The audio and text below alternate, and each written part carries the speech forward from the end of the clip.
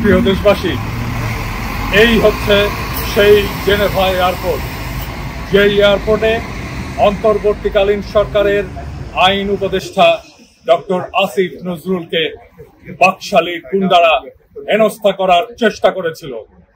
আমরা আজকে আবার ঠিক একই জায়গায় হাজির হয়েছি।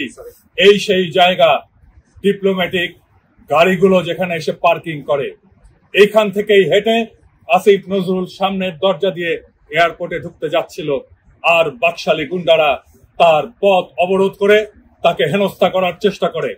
আপনারা সবাই জানেন, ব্যক্তিগতভাবে আমি আসিফ নজরুলকে খুব একটা পছন্দ করি না, কিন্তু আসিফ নজরুলকে হেনস্থা করাটা একজন ব্যক্তি আসিফ নজরুলকে হেনস্থা করা না, এইটা বিপ্লবের সরকারকে হেনস্থা করা।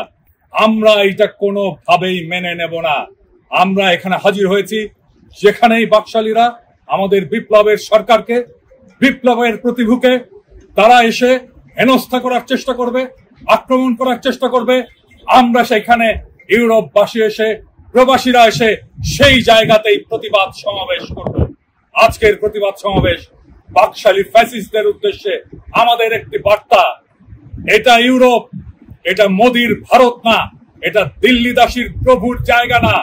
এই ইউরোপ বিশ্বযুদ্ধ করেছে ফ্যাসিস্টদের সাথে লড়াই করার জন্য। এই ইউরোপে ফ্যাসিস্টদের কোনো জায়গা নেই। যেখানেই ফ্যাসিস্ট বাকশালীরা আসবে সেখানেই প্রতিরোধ হবে। এইখানে আমরা প্রতিরোধ শুরু করলাম। আওয়ামী লীগের ইউরোপে কোনো জায়গা নেই। ইনকিলাব জিন্দাবাদ।